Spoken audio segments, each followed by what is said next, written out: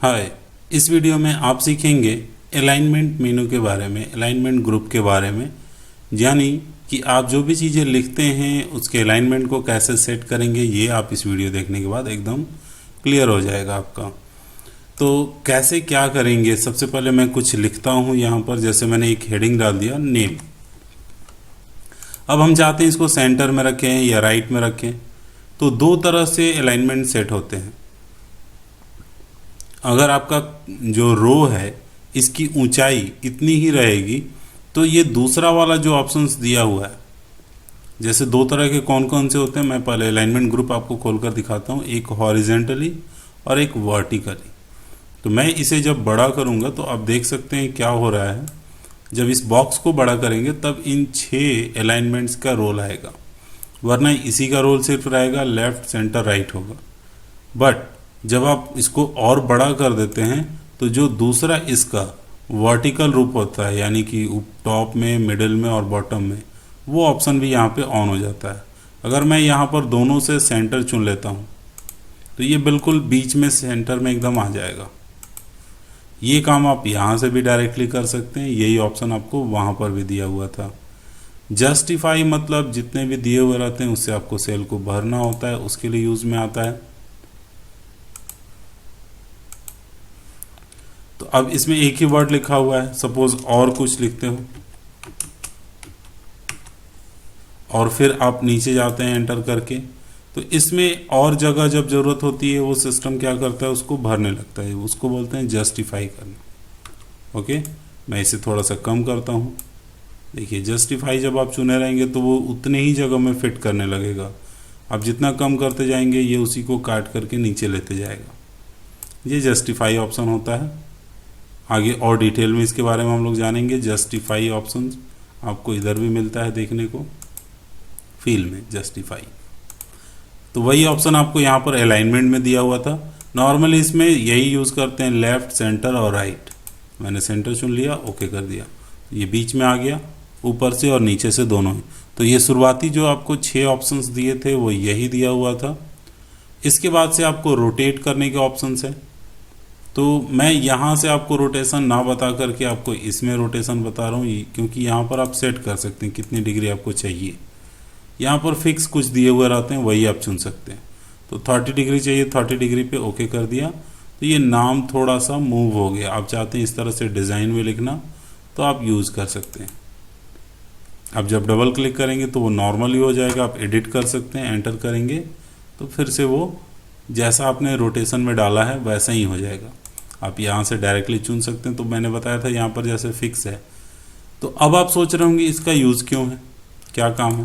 तो मैं आपको यूज़ बताता हूँ। जैसे आप लोग कई बार लिखते हैं ना सीरियल नंबर, ठीक है। अगर ये सीरियल नंबर आपने पूरा लिख दिया तो क्या होगा, सीरियल नंबर ये बड़ा लंबा हो गया और मुझे नीचे नंबरिंग देना है 1 2 3 4। तो ये इतनी ज़्यादा तो ज़रूरत है नहीं मुझे इस कॉलम की चौड़ाई की। तो वही मैं इसको सेलेक्ट करके यहाँ से अगर मैं इसको मूव करके इस तरह से लिख दूँ तो फिर ये मेरा ये कॉलम की चौड़ाई का जो जगह होगा वो कम लेगा। तो ये चौड़ाई यानी कि पेज में स्पेस को बचाने के लिए यूज़ किया जाता है इस टूल का। आप वहाँ पर इसको मूव करा के अपनी ज़रूरत के हिसाब से एडजस्ट कर सकते हैं। तो वही यहाँ पर आपको दिया रहता है कितने डिग्री आपको मूव करना है, वो यहाँ से आप एडजस्ट कर ले। और यहाँ पर 3 ऑप्शन दिया है टेक्स्ट कंट्रोल में। पहला आपको दिया हुआ है रैप टेक्स्ट, दूसरा है श्रिंक टू फिट, तीसरा है मर्ज सेल। एक एक करके मैं बताता हूँ। रैप टेक्स्ट क्या है। रैप टेक्स्ट है कि कभी आप लोग कुछ लिखते हैं, जैसे मैंने 5 नाम मुझे लिखना है इसी सेल में, मैंने लिखा अमित। फिर दूसरे के लिए जैसे मैं एंटर करूँगा वो सेल बदल जाएगा।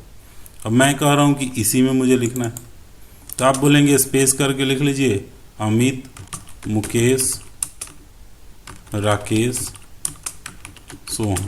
मैंने 4 नाम लिख दिए। अब यहाँ पर रैप टेक्स्ट का बटन होता है, आप क्लिक करेंगे तो देखिए रैप हो गया। लेकिन दिक्कत क्या है कि जैसे ही आप इसको कम करेंगे तो फिर ये कटने लग जाएगा। तो आप चाहते हैं या फिर ज़्यादा आप खींच देंगे तो फिर ये ऊपर आ जाएगा। आप चाहते हैं मैं कितना भी बड़ा करूं ये नाम 4 ही लाइन में रहे, तो आप दूसरे तरीके से ये रैप टेक्स्ट यूज़ कर सकते हैं। वो तरीका सबसे अच्छा होता है, वो है कि आप कोई भी नाम लिखिए, अगर आपको लाइन चेंज करना है, सेल नहीं बदलना है।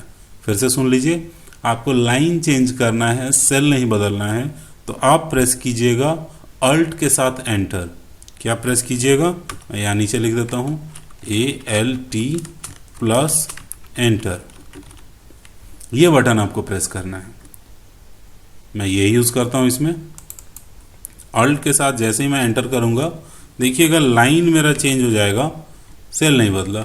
अब दूसरा नाम जो लिखना है मुझे लिख दिया, फिर अल्ट एंटर।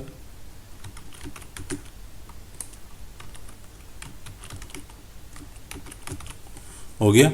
तो इसके बाद मैं एंटर करूंगा तो ये चारों 4 लाइन में होगा, और देख रहे हैं कितने भी मैं चौड़ा कर दूं ये ऊपर नहीं आएगा। हाँ, कम करेंगे तो फिर ये आपस में एडजस्ट होने ज़रूर लग जाएगा, लेकिन फैलाने पे फिर वो वहीं पे आकर रुक जाएगा जहाँ से आपने ब्रेक किया हुआ है। तो समझ लीजिए, लाइन को जब आपको ब्रेक करने की ज़रूरत होती है तो आप यूज़ किसको करते हैं, तो आप यूज़ करते हैं रैप टेक्स्ट। शॉर्टकट की मैंने बता दिया आपको, अल्ट प्लस एंटर। अब इसके बाद ऑप्शन था मर्ज एंड सेंटर। एक और ऑप्शन था श्रिंक टू फिट। ये भी बड़ा मज़ेदार टूल होता है, श्रिंक टू फिट। जैसे मैंने यहाँ पर लिख दिया नाम सुजीत कुमार सिंह, तो अब इसमें नाम में से थोड़ा सा बाहर चला गया, तो आप क्या करते हैं, इसको बड़ा कर लेते हैं। बट आपको इसको बड़ा नहीं करना, आपको इसको इतना बड़ा रखना है, और नाम भी पूरा इसी में आना चाहिए। तो आप यहाँ पर ऑप्शन यूज कीजिए श्रिंक टू फिट। श्रिंक का मतलब ये सिकुड़ जाएगा और छोटा होके इसी सेल में फिट हो जाएगा। आप जितना सेल को छोटा करेंगे, आपको फ़ॉन्ट छोटा करने की ज़रूरत नहीं है, वो ऑटोमेटिक फ़ॉन्ट उतना ही दिखाएगा, बट आपका यहाँ पर छोटा होता चला जाएगा। बड़ा करेंगे बड़ा होगा। अब बड़ा होगा तो एक लिमिट पे आके रुक जाएगा, इससे बड़ा नहीं होगा, लेकिन छोटा करेंगे तो ज़रूर छोटा होता चला जाएगा। जितना आप कम जगह देंगे उतने में ही वो फिट हो जाएगा। वो कभी नहीं बोलेगा कि नहीं जगह कम है, मैं फिट नहीं हो सकता, ये फिट हो जाएगा। तो ये था आपका श्रिंक टू फिट। इसके बाद है मर्ज एंड सेंटर ऑप्शन, जो कि इसमें भी रहता है आपको मर्ज सेल। जब सेल्स को आपको मर्ज करने की ज़रूरत होती है तो इसका यूज़ करते हैं। मैं इन सबको क्लियर कर देता हूँ।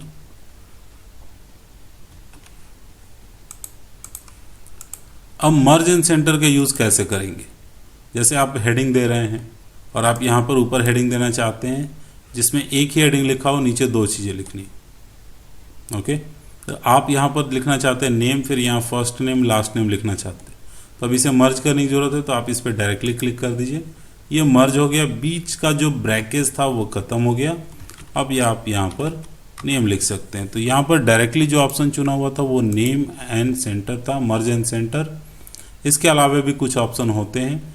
एक मर्ज सेल होता है जो कि सिर्फ मर्ज करेगा, सेंटर मेंटेन नहीं करेगा।